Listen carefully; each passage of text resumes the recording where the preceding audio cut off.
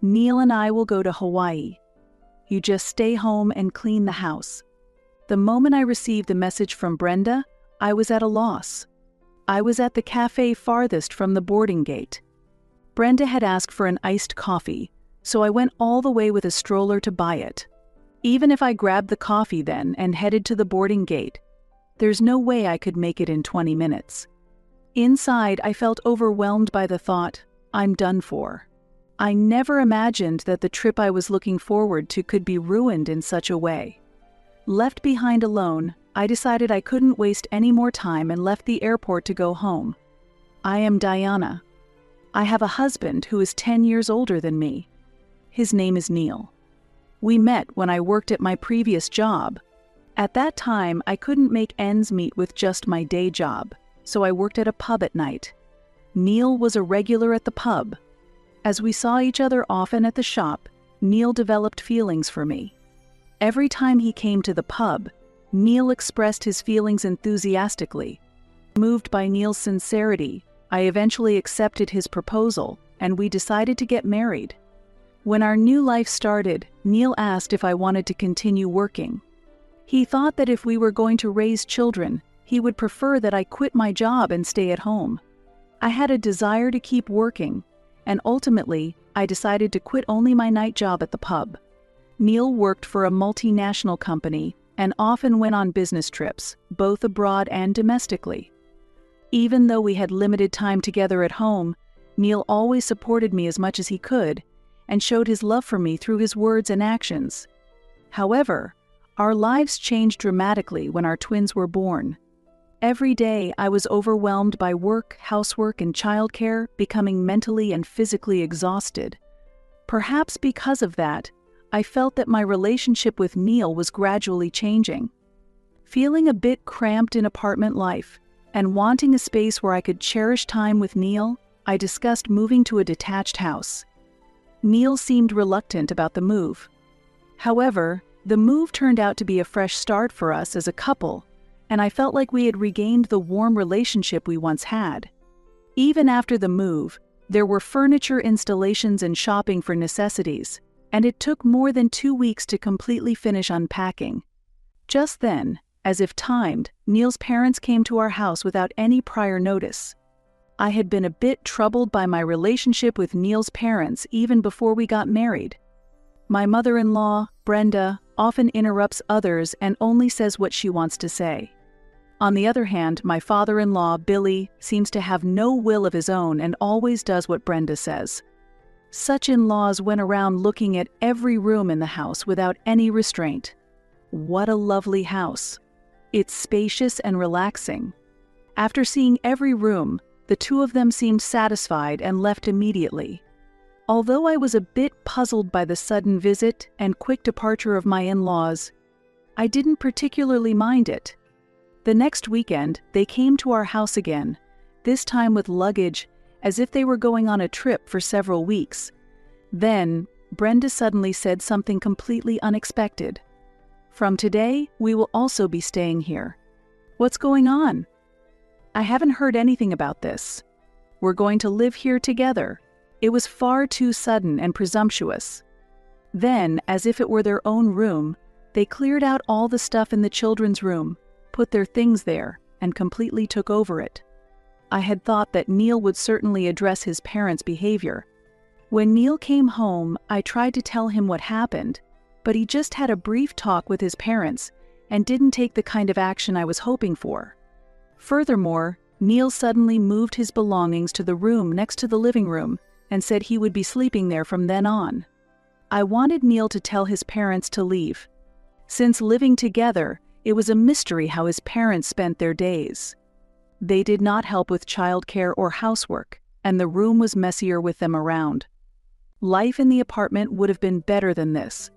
Neil always made excuses and wouldn't listen to me at all. Even when Neil seemed in a good mood, I asked him to tell Brenda and the others to leave, but he just lectured me, saying, "Isn't it helpful having mom and dad around to help with the housework and childcare?" For Neil, who often travels on business, having his parents at home seems to be a blessing. I was hurt that Neil ignored my feelings, But he must have talked about this the day his parents suddenly showed up. Day by day, their attitude changed, and now they even interfere with my housework. Their tyranny didn't stop there. Taking advantage of living on their pensions, they behaved very arrogantly. When quiet Billy, riding on nagging Brenda's coattails, asked for an allowance, I was utterly speechless. It was when Neil came home in an unusually good mood. "I'm going to be honored at work next time." Isn't that great? My achievements have been recognized. I guess I really am a capable man. With the added burden of dealing with his parents on top of housework and childcare, I couldn't genuinely rejoice at my husband's splendid news. But as I heard more, my spirits quickly lifted. The award ceremony is in Hawaii. The whole family's invited, and the company's paying for the flights. It had been since our honeymoon that we last went to Hawaii. It had been a long time since we traveled, and it might be the first time since we had kids. I was excited about the family trip, but that feeling was quickly dampened. It's wonderful that Neil is being recognized, especially in Hawaii. All my effort paid off. You are invited too, Mom, Dad. If you pay your travel expenses, you can come along. Really? It's such a rare opportunity, it would be nice to go together. You're going too, right, Diana? I sensed an ulterior motive in Brenda's tone. Since the family was invited, there was no reason for us not to go. I wished Neil would have politely rejected them from coming, but since he mentioned it, I had no choice but to endure. It will certainly be nice for us to go together. I want to see Neil being honored too. How much will the additional cost be? Diana, you get to go for free thanks to Neil. Maybe you should show your gratitude to your mother-in-law and pay for her travel expenses instead. Brenda said something quite nonsensical. Why should I have to pay for your travel expenses? After all, Neil was born because of me, wasn't he? I thought it was cheeky for her to say that when we take care of the family's daily expenses, but Neil seemed to agree with her. I was far from convinced, but I thought arguing further would only make things worse, so I reluctantly agreed to cover her travel expenses. We were to stay in Hawaii for a week. Apart from the day of Neil's award ceremony, it seemed we could do as we pleased. Despite Brenda's trickery, I was eagerly looking forward to the trip to Hawaii. On the long-awaited day, when we were heading to the airport, I struggled to keep up with my in-laws' pace and was left behind several times. It was challenging to match their speed while pushing the twin stroller. I thought they were light-footed because they were happy about going to Hawaii. We had left home with plenty of time, so there was quite some time until departure. Exhausted from rushing, I sat down on a chair to rest. Then Brenda sat next to me and started talking. It looks like we still have some time before departure. Don't you feel like having an iced coffee? Now. Can't we just order it on the plane? I want it now. Diana, could you go buy it? While it was troublesome, I thought I had to obey, or she might take it out on me in Hawaii. I didn't want to be swayed by Brenda's mood even in Hawaii, so reluctantly I got up to buy the iced coffee. Brenda held all the plane tickets, and only she knew the boarding time. Feeling anxious, I checked the boarding time and saw we had more than an hour left. The departure board also showed the time for the flight to Hawaii, which cleared some of my doubts about Brenda's claim. The cafe Brenda had chosen was the furthest from the boarding gate. Many people were waiting in line to buy coffee in front of the cafe. Although we had more than an hour to spare, check-in time was approaching, and I was anxious to get back quickly. Just a little before it was my turn, I received a call from Brenda. The store is busy, and it's almost my turn. Will we make it to check in? I see. We can get it on the plane, so don't buy the iced coffee after all. What? You don't want the iced coffee? There's no need anymore because it's departure time. Neil and I are heading to Hawaii. You just stay home and clean the house. With that, the call ended. When I checked the time on the departure board, I saw a flight to Hawaii about to leave. The time I had been given was actually for a later flight. Unable to give up, I skipped ordering and ran towards the boarding gate. However, as I had to push the stroller, there was no way I could make it in 20 minutes. Inside, I felt overwhelmed by the thought, I'm done for. By the time I arrived, the boarding gate had already closed, and the plane was about to depart. Standing there, watching the plane, I felt a complex mix of emotions about the inexplicable situation. The fact that Brenda did not consider my twins, her own grandchildren, as family only deepened my sadness. Brenda had craftily placed our luggage, including the children's, in the stroller. I realized that Brenda never intended to go to Hawaii with us in the first place. Left behind alone, I decided I couldn't waste any more time and left the airport to go home. Let's do this. I encouraged myself and left the airport with the twins. I meticulously cleaned the house as Brenda had instructed. I disposed of all the new furniture and appliances in the house and my parents-in-law's belongings in the room. A week later, I received a call from Brenda, who had returned from her trip. "Diana, what's going on?" "Everything in the house is gone." "Didn't you tell me to do so, Brenda?" I could hear Brenda's frantic tone coming from the other end of the phone. Anyone would be surprised if there was nothing left inside their home. "I didn't say that. I would never ask you to do anything like that. Don't you remember? When you were going to Hawaii, you told me to clean the house." Brenda seemed to be retracing her memories at the airport. Perhaps the Hawaii trip was so enjoyable that the incident at the airport had completely become a thing of the past. "You asked me to make the house clean, so I did. They sold for a good price.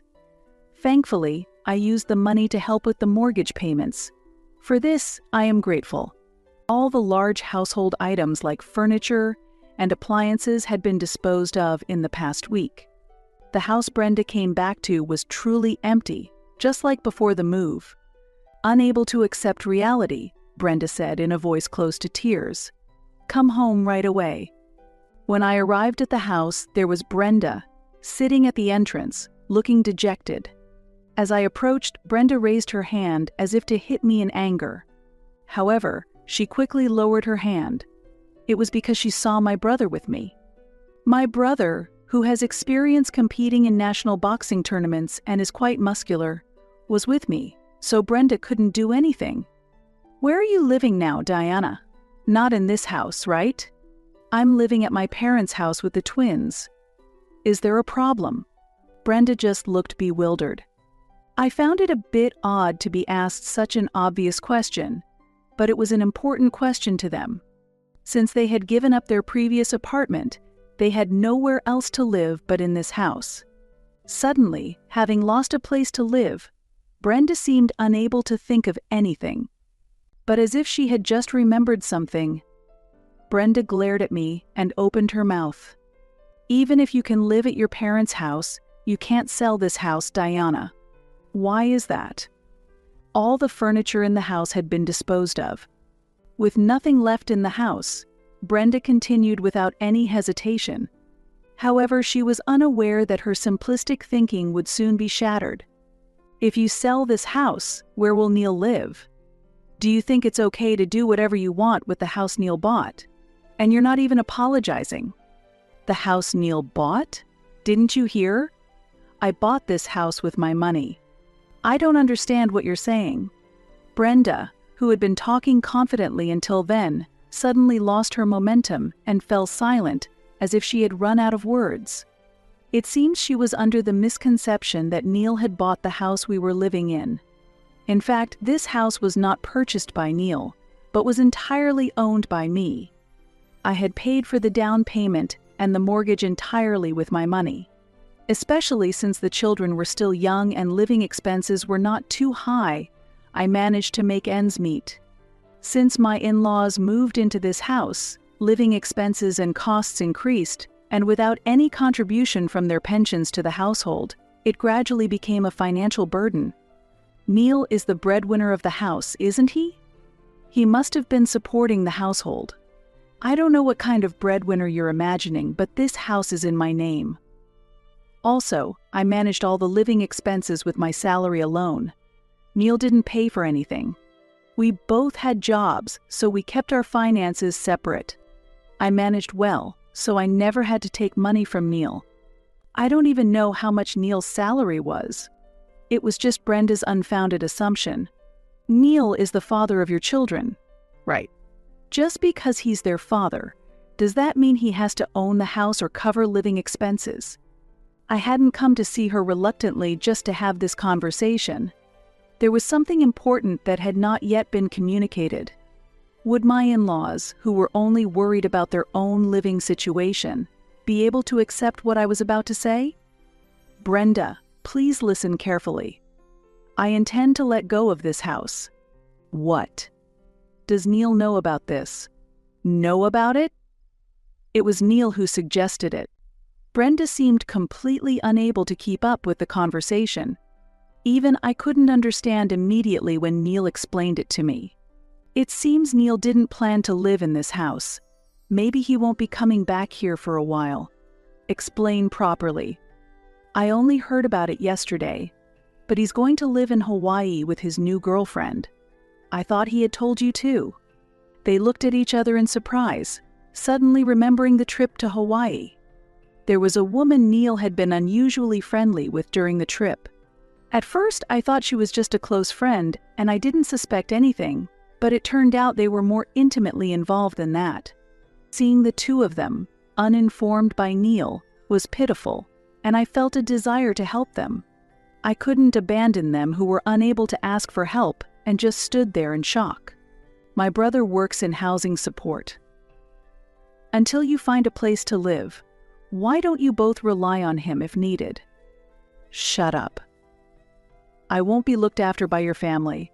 I wanted to help them in some way, but my intentions did not reach them, and it seemed to have the opposite effect.